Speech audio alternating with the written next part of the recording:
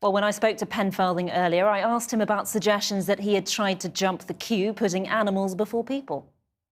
At no time did I ask anybody that we should jump a queue to get out of Kabul. We always pushed with the message that we wanted to get our staff out on a chartered aircraft that we were paying for. No British government funds were used for our aircraft. And we would put our animals in a cargo hold where we could never, ever pop people.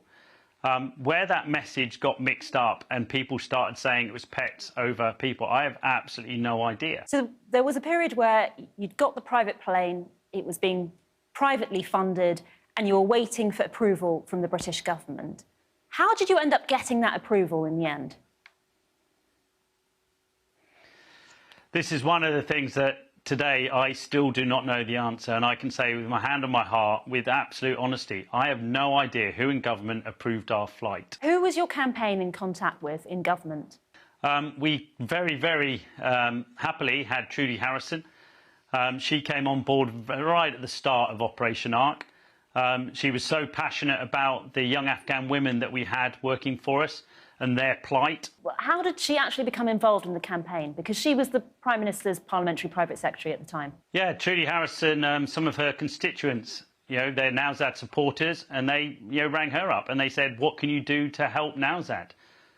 And as I said, she was so passionate about the plight of young Afghan women, and who can blame her for that? And so when she came along and said, look, I'll do what I can to help, I wasn't going to say no. It was the most desperate time of my life. And did Trudy Harrison say that she'd spoken to the Prime Minister about it? This is one of those questions that I get asked literally all the time.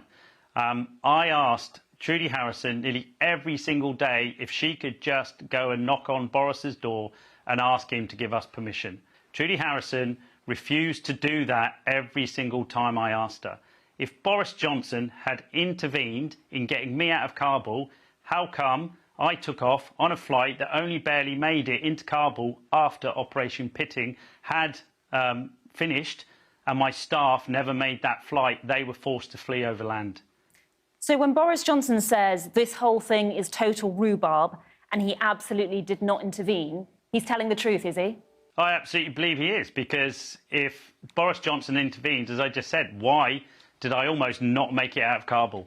The British military did not help me get those dogs and cats onto that flight. Did anyone in your campaign speak to Carrie Johnson, the Prime Minister's wife? If anybody spoke to Carrie Johnson, I have absolutely no idea, because no one told me if they did. I have never, ever had any direct contact with the Prime Minister or with his wife. I've never, ever had his phone number, messaged him.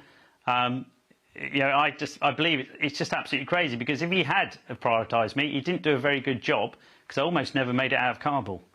So you're suggesting that people who say Boris Johnson was involved are actually just playing a political game to get rid of him, and you've been caught up in that? Absolutely, we've been caught up in that. As I sit here right now talking to you, I have absolutely no idea who within government authorised our evacuation, except for the tweet that I saw, the same as everybody else, from Ben Wallace stating that he had said, yes, we can land a plane in Kabul. We should not be just continuing with this political football that's going to go nowhere. OK. Pen Farthing, thank you very much for talking to us. Thank you.